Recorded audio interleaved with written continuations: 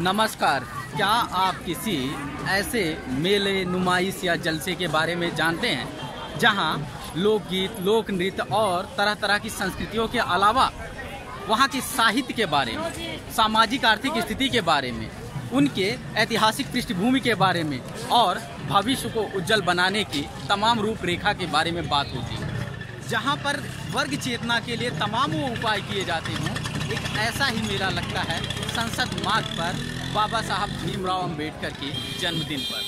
आज बाबा साहब की 127वीं जयंती है। आज फिर यहाँ पर संसद मार्ग पर एक बड़ा मेला लगा हुआ है। बाबा साहब हमारे मसीहा थे। बाबा साहब हमारे मसीहा थे। आज उन्हीं के जन्मदिन के उत्सव पर 170वें जन्म दिवस के रूप में हम लोग यहाँ संसद मार्ग पर इकट्ठा हुए हैं। बाबा साहब की देन है कि जो आज हम संविधान लिए हुए हैं अपने हाथ में। संविधान तो हमें दे दिए, मगर संविधान के बारे में आज तक हमारे समाज को मालूम नहीं हो पाया, क्योंकि मनवादी व्यवस्था के जो लोग थे हमारे साथ आज तक शोषण करते आए हुए हैं और शोषण करते करते इस हालात पे ला दिए। आज हमारा समाज एकदम बिखर चुका हुआ है। जातियों में, धर्म के नाम पर, जात के नाम पर इतना विच्छेदित कर दिए हैं कि हम आप एक नहीं हो पा रहे हैं और हमारा हर तरफ से शोषण किया जा रहा है। किताब ही पहचान है, इतिहास ही पहचान है।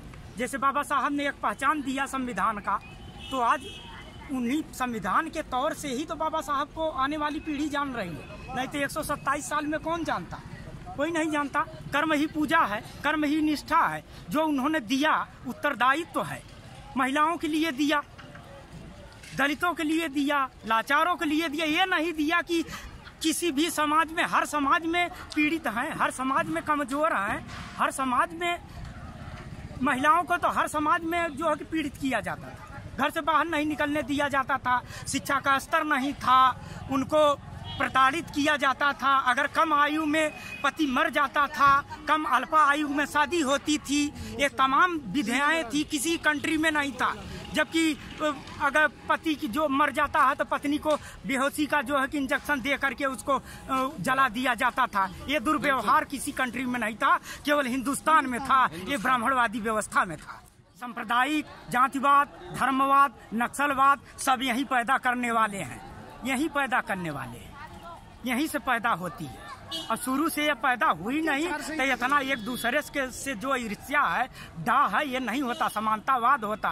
बाबा साहब ने मानवतावाद दिया था। शिक्षित बनो तो शिक्षा का स्तर है कि मानव को मानव समझिए। मानव में जाति नहीं होती है, जाति केवल जानवर में होती है। 12 साल से मैं दिल्ली में हूँ और कई मौके आए जब हम लोग संसद से निकल करके यहाँ इस उत्सव में शामिल होते रहे।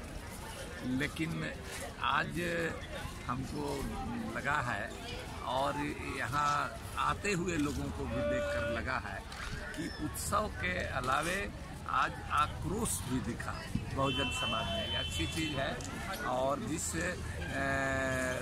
पिछले साल जिस उथल पुथल और दलितों पर अत्याचार के दौर से ये देश गुजरा है, उसमें जो इस बार हुआ है तो ये अच्छा संकेत है। लोगों में आक्रोश जब होता है तभी चीज़ें व्यवस्था को बदलने की लड़ाई भी तेज होती है।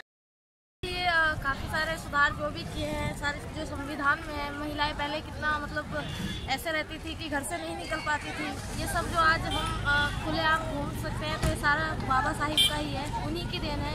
और आज आप देख रहे होंगे कि पहले क्या होता था कि गाँव से लड़कियों को बाहर निकलने नहीं देता था कोई, लेकिन आज महिलाएं कहीं भी जा सकती हैं। और SC जो भी है, SC की महिला हो या कोई भी हो, कोई किसी से कोई डरता नहीं है। ये सारे जो अधिकार हमें दिए हैं बाबा साहिब ने ही दिए। आज आप देख रहे हैं कि पहले SC में ज़्यादा लोग पढ़ते नहीं थे, लेकिन आज SC ही सबसे ज़्यादा पढ़ रहे हैं। और लोग जो हमारे जनरल और OBC के लोग हैं वो बोलते हैं कि SC को बिना पढ़े लिखे ही जॉब मिल जाती है, लेकिन ऐसा कोई इंसान है कि बिना पढ़े लिखे अगर किसी को जॉब मिली है तो मुझे एक भी दिखाए। देखिए, बाबा साहब की प्रासंगिकता मुझे लगता है कि आज के दौर में कुछ ज़्यादा प्रासंगिक है। आज के दौर में उनकी जो उपयोगिता है वो बढ़ चुकी है, क्योंकि जब बाबा साहब का शुरुआती दौर था और जो हमारा 50 से 60 का दशक था, जब बाबा साहब ने कैबिनेट में भी रहे और तमाम चीज़ें उन्होंने की, लेकिन उस समय बाबा साहब की प्रासंगिकता केवल जो इंटेलेक्चुअल वर्ग था, जो उनका कैबिनेट वर्ग था, वहाँ तक सीमित थी।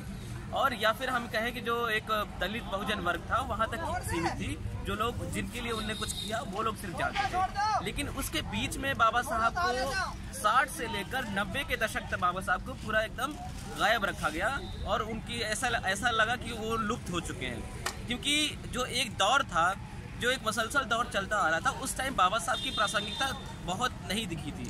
लेकिन जब दलित बहुजन राजनीति जो है वो अपने चरम पर पहुंचने लगी और इस राजनीति ने काफ़ी विकास कर लिया, तब उनकी प्रासंगिकता का दौर आया, जब उनकी जो कृतियां थी, उनके जो तमाम विचार थे वो सामने आने लगे। क्योंकि जब दलित पैंथर मूवमेंट हो या तमाम चीज़ें हो, तो महाराष्ट्र जैसे स्थानों में तो बाबा साहब की प्रासंगिकता थी और वो लोग समझ चुके थे, उनकी ही लड़ाई को आगे बढ़ा रहे थे। लेकिन जब अगर बात करते हैं पूरे देश की, पूरे भारत की, तो उनको जब पहचान तब मिली जब बाबा साहब के विचारों पर काफ़ी साहित्य लिखा गया।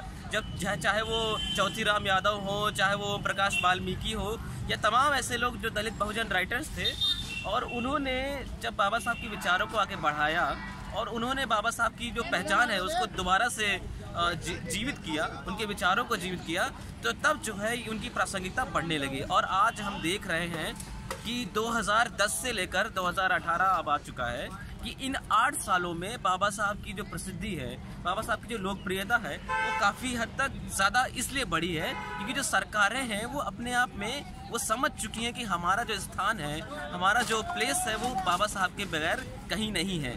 यदि आप दलित बहुजन राजनीति में खुद को एडजस्ट करना चाहते हैं, खुद को शामिल रखना चाहते हैं, खुद को जोड़ना चाहते हैं, तो ये आवश्यक भावी हो चुका है कि बाबा साहब के विचारों को, बाबा साहब को अपनाया जाए। इसलिए बाबा साहब के विचारों को आज की सरकार जो पूरी तरह से ब्राह्मणवादी है, जो पूरी तरह से एकदम सवर्णवादी है, वो भी बाबा साहब के विचारों को इसलिए अपना रही है क्योंकि वो जानते हैं कि विदेशों में अगर वो जाते हैं, विदेशी दौरों पर वो हमारे साहब हमेशा रहते हैं, तो उनकी प्रासंगिकता, उनका जो नाम है केवल अम्बेडकर की वजह से जाना जाएगा। ऐसा है, बैंक में जो बैंक के पास जमा पैसा था, जो गरीब आदमी ने एक आदमी ने पैसा जोड़ के उसको एफडी लगाया था, वो पैसा बड़े बड़े अदानी का 1 लाख करोड़ का लोन है, अनिल अंबानी का 50,000 करोड़ का लोन है, एसआर का 75,000 करोड़ का लोन है, जिंदाल का 50,000 करोड़ का लोन है, जेपी ग्रुप का 80,000 करोड़ का लोन है।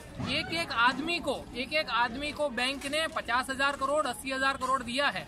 जब शेड्यूल कास्ट आदमी जाता है, बैंक वाले उसको पूछते हैं कि आपका फैक्ट्री कहाँ है, कितने साल पुराना है, वो सिर्फ 50,000 मांगता है, 5,000 मांगता है, उसको नहीं मिल रहा है। आप किसी को भी पूछिए, स्टैंड अप इंडिया, अगर यहाँ पे इतने लोग खड़े हैं, आज बाबा साहब के जन्मदिन पे लोग आए हैं, एक आदमी को अगर स्टैंड अप इंडिया के लिए लोन मिला है तो आपका जूता और मेरा सर, किसी को नहीं मिल रहा है, सब झूठ है। मैं मोदी साहब के गाँव से आता हूँ, खूब जानता हूँ। मेरे गांव में 400 फैक्ट्री प्लास्टिक की है, निवाड़ बनाने वाली, उसमें आधे लोगों को अब पैसा नहीं मिल रहा है, मुनाफा नहीं है, और 10 साल में कोई गुजरात में फैक्ट्रियां नहीं लग रही हैं, सब झूठ है।